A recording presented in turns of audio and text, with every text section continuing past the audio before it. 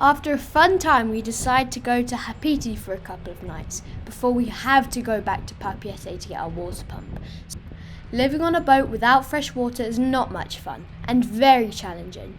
Manfred, the young coconut tree, is still with us, though I'm sure he would like to put down some roots. We are sailing to Hapiti, which is just around the corner from where we were in Moorea, and apparently that's a really nice anchorage, and we're looking forward to getting there. But I believe there are mooring balls there and you can only stay for a maximum of 2 nights, so hopefully we get a space. We're going extra slow, we're doing 2.5 knots here, just under Genoa, but there's no rush. We should get there after lunch, and we prefer to sail rather than motor, and maybe we'll see some whales. Beautiful day here. Our friends in Domum are heading off back to the Tuamotus, and we're going to head back to Papiete after a couple of nights here in Hapiti. We need to go and get our new water pump and get the water working on the boat again, and then we'll also be heading back to the Tuamotus. So this is the entrance to Hapiti. We're just going to go through the channel over here. We've got 2 markers that we're lining up on shore, 2 white markers, and they're in line. That makes sure we're going to pass through this reef in the right position. And once we're in there, we'll obviously look for a nice anchorage. There's lots of surfers out here on the right, and there are a couple of boats anchored just off to the side of the channel here. But looks like a beautiful place. When we arrive, we see our friends Oka already there. We don't spot any mooring balls, so we drop the anchor on the edge of a ledge with deeper channel to our stern. The water's crystal clear, and the boys waste no time in getting into the water and swimming over to Oka for a play.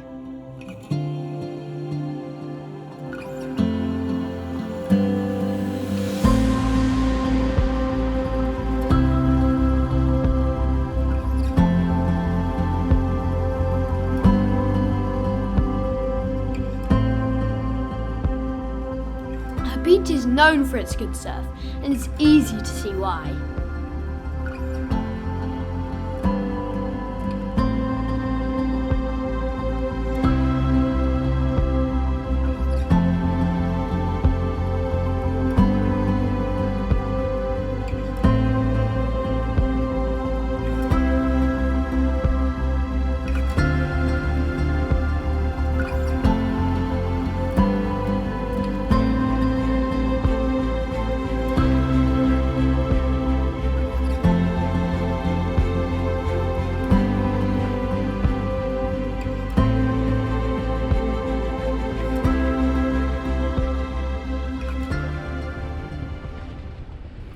It was time to leave Hapiti anchorage and make our way back to Tahiti. The weather hadn't been good, and yesterday the swell and waves in the pass were far too big to leave. Big log in the middle of the pass. We have to dodge, and the waves on either side.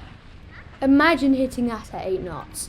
It reminds us of Panama, where we would often see big logs out at sea. Big log. It's a whole tree, that.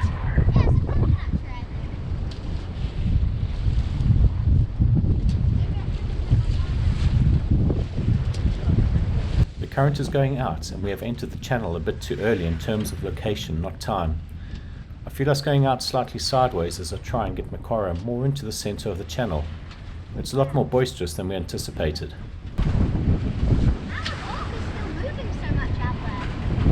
Big swell. Okay, maybe I think maybe go to the back there, just in case we get big waves. You're fine in the middle. It's always quite nerve-wracking exiting a pass with current and breaking waves over the reef so close by. If both engines were to fail, disaster would be imminent. One of the advantages of a catamaran is having the second engine. They come in sets.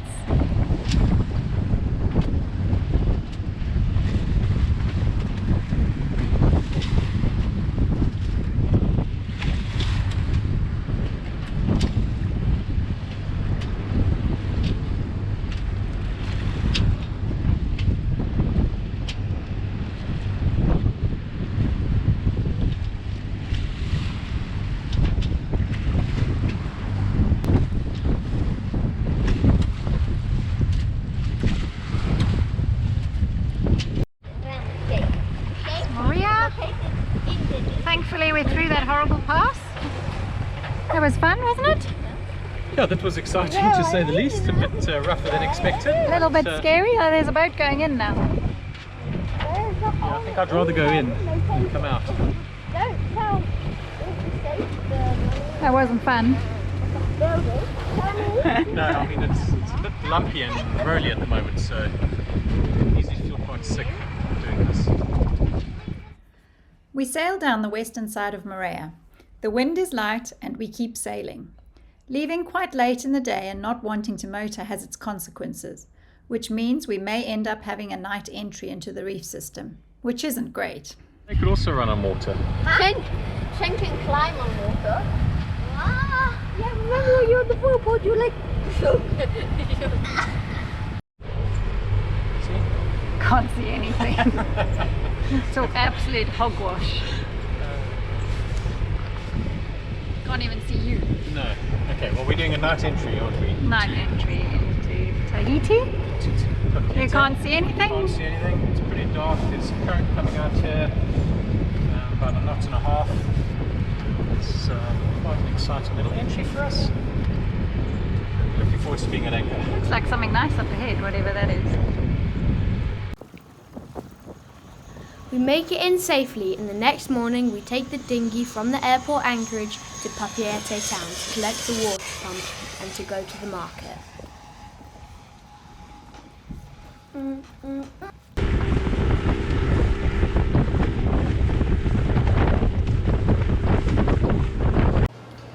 At this great fruit and veg market, we stock up with what we need for the Tuamotus. As we know, fruit and veg is very hard to come by in the atolls. Papiete port control, Papiete port control. This is sailing vessel Mokara. Sailing vessel Mokara. Over. Hopefully they don't answer. Vessel Mokara, Papiete port. Stand by 1-2, I'll call you back for the lead. Standing by.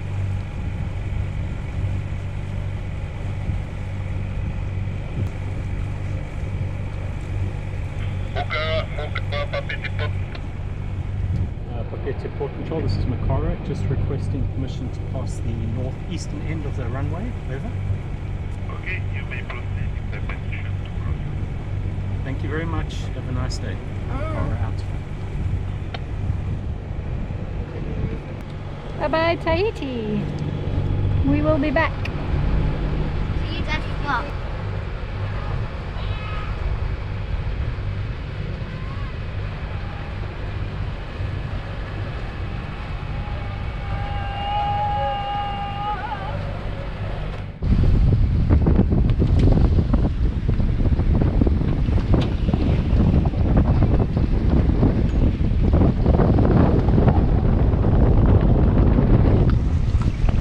Going 23 knots, we're doing just under 7 knots of boat speed, sometimes just over.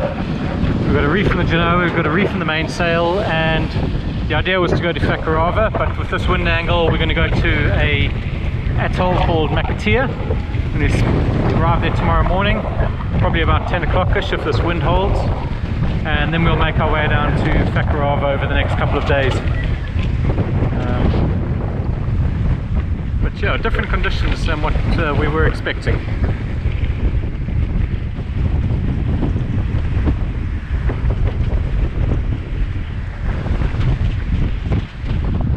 But she handles really well in these seas and this wind, I've got to say.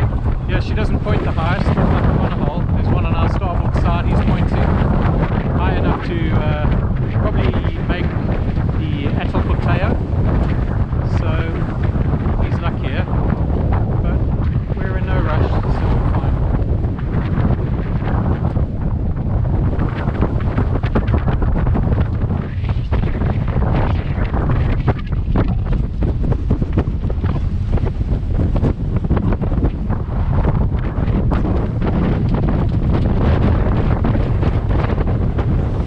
Okay, well the wind's calmed down a bit from the sort of 21, 22 knots that we're getting, in fact gusting up to 25.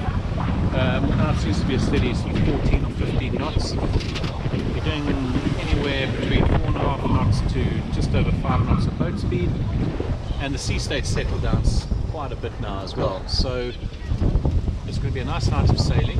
All we really hope is that the wind doesn't die on us. We've got another yacht out to our starboard side still. We've still got one reef in the main, but we've got the full Genoa out again. And Claire's just starting to make some dinner down below, making some omelets with some salad. And the boys haven't done school today. It is a school day, but it's been a little bit lumpy to start with. Now it's a lot calmer, obviously, but they weren't feeling that great, or so they tell us at least. So really, that's it for the day, I think. Not going to be much moonlight. There's half moon tonight, and we still have 153 miles to go to our first waypoint, which is the sort of western side of the Tuamotus. So once we arrive there, we've got to be a bit more detailed or cautious about where we're going. But that's just our first waypoint to make sure we're aware that we are arriving in the area of Fleet atolls, so we need to be cautious. So it's day 2 at sea, and wind's calmed a little bit. We've got 14-15 knots at the moment. We're having a great sail. It's a little bit chilly, the breeze is chilly, so I'm going to put a jacket on just to keep myself warm. It's amazing how wrong the weather and wind prediction can be. You can never really tell what's going on until you're out there. This trip definitely proved that. One reef in the mainsail.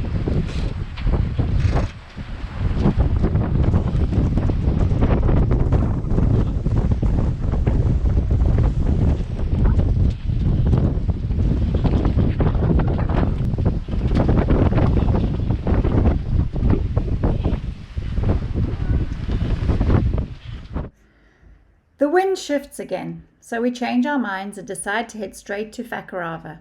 Our aim is to get closer to the island chain, then put in a tack and head down to the north pass of Fakarava.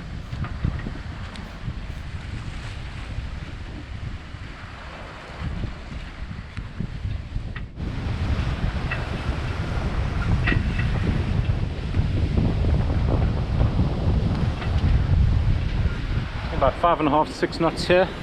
Got the wind on our beam, 12 knots of apparent, full Genoa and full main out.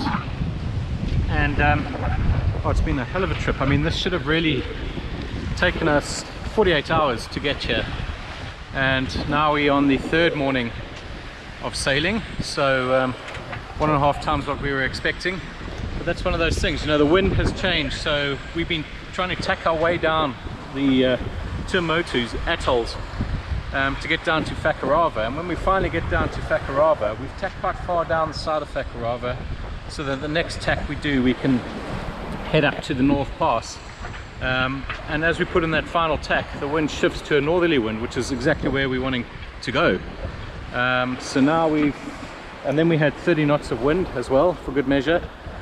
So we've decided to actually go down to the South Pass and just hang out there for a little while.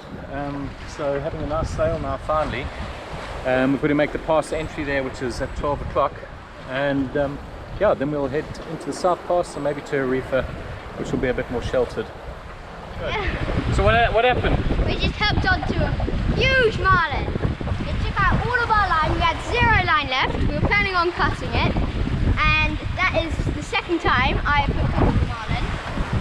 But yeah, that was really amazing. My heart started pounding and my dad was asleep, and then we all started shouting and like, "Ah, there's a huge fish on!" And they were all jumping behind the boat and everything, and then he rushed up here, and it was crazy. It was like absolutely screaming. I had maximum drag, and it was coming out as fast as I could see it. And it took all the line out. There was actually 0. nothing left, and as it hit 0, the marlin actually came free. So nice healthy unhooking. Like I said before, we never want to catch a marlin really. It's too big for us, and it's not a fish we particularly want to eat. So I mean, I was literally woken up by lots of shouting and screaming on the deck, so I came running up here and just saw this marlin exploding out the water behind the boat. So quite something to see. Lines are back out again now, and we'll hope to get that tuna. Oh, Nathan. That's the line.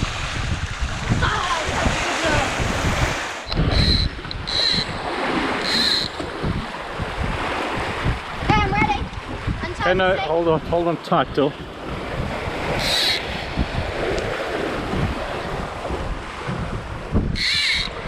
Okay, start slowing this fish down, guys.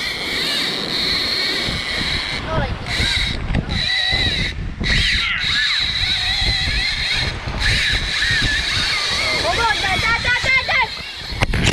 Yeah, not me. Point it down. Oh, okay.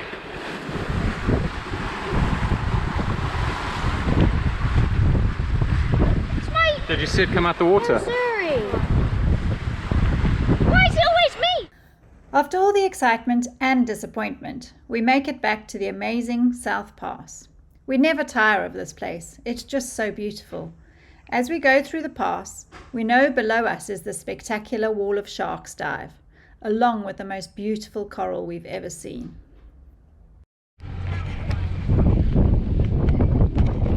So we're just arriving at the South Pass. Looking forward to getting in there. It's been a pretty horrendous trip to get all the way down here. The only good thing we have is we've had a few good strikes on the fishing rods, so we've enjoyed a bit of fishing, although we didn't actually manage to land anything. But the final push now is just to get through this pass, and we're going to arrive there about 10 minutes after slack tide, so the tide will start coming out towards us. But there's never any real science around that, so we'll hopefully have a smooth entry. We'll try and show you what it's like, and then once we're in there we're going to go and pick up a mooring ball, or we're going to go and drop anchor and sit down, probably have a beer and relax and celebrate being here. It's an amazing place.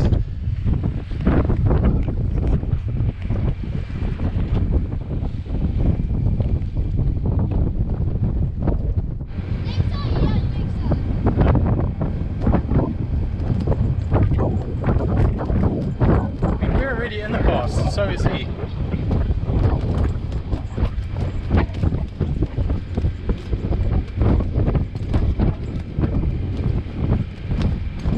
So we've got 3.9 knots speed over the ground and 3.6 to the water, so we've got a little bit of current going with us still, which is what we want.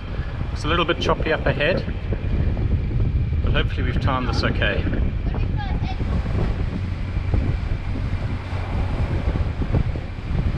Interesting catamaran with 2 masts coming towards us.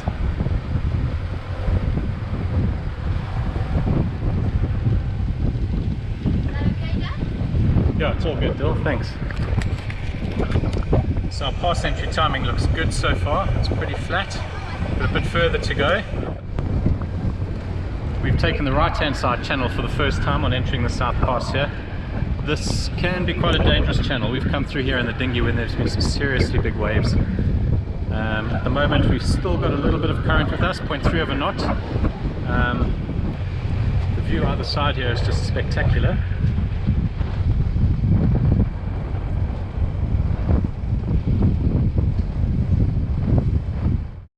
We drop the anchor and float the chain with fenders to stop us from damaging any coral. Then we head straight off for a snorkel in some of our favourite places.